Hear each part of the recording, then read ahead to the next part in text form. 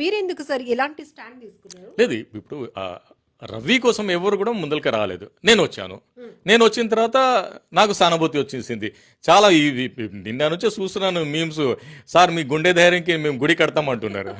So అలా sir మీకు పాలాభిషేకం చేస్తాం. ఇంకా అయితే నేను చూస్తే అసలు నాకు ఏమంటారు కళ్ళు నీళ్ళు వచ్చింది. సార్ నా దగ్గర 5,000 ఉన్నాయి నా అకౌంట్లో, మీ అకౌంట్ నెంబర్ ఇచ్చండి నేను పంపుతాను. వావ్!